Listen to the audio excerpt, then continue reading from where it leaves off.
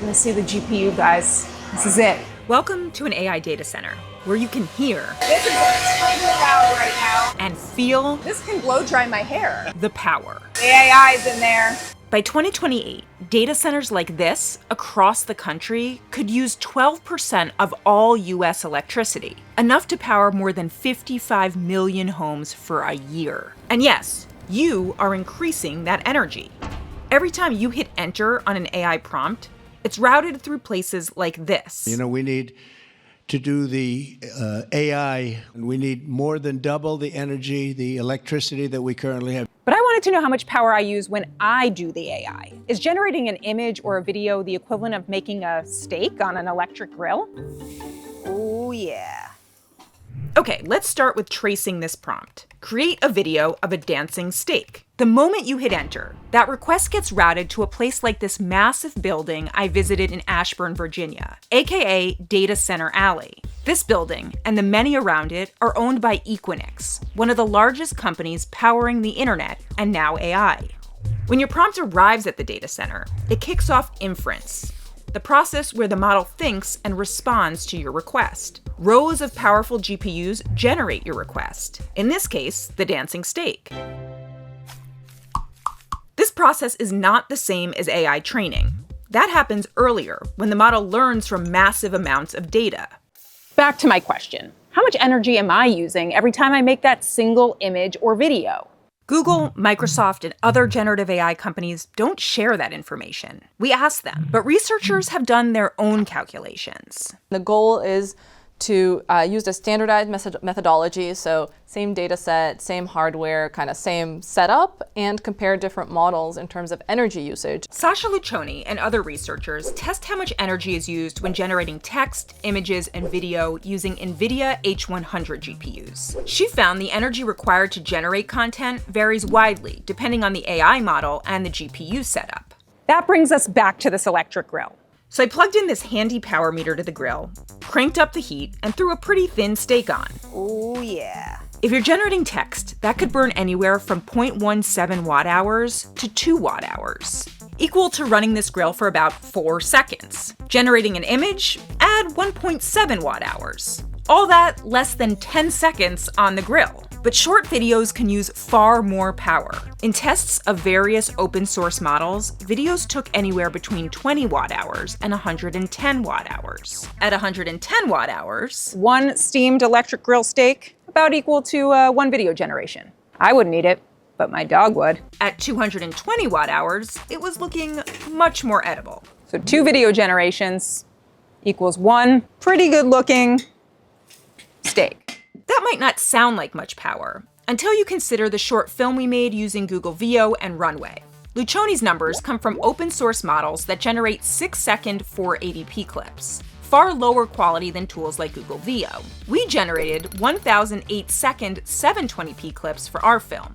Going by these estimates, we might have used roughly 110,000 watt-hours. That's enough to grill around 478 steaks, or power an average US home for 3.5 days.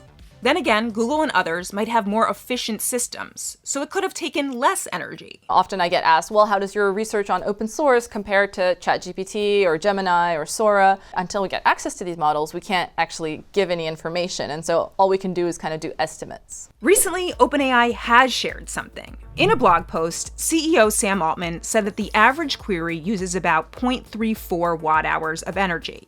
OpenAI wouldn't provide details on image or video energy usage. Based on Altman's numbers, 647 prompts equals 1 steak. But energy isn't the only concern. Water is used in big quantities to cool these hot GPUs. The Equinix data center we were in used a closed-loop system that recirculates water with minimal waste. But in other setups, water is cycled through and evaporated or dumped, leading to a net loss. Okay, but why is this stuff so power-intensive? The answer is the hottest product around, literally. They said it was going to be too hot for TV, as in like we couldn't show it because it's sensitive, but they're going to show us a GPU.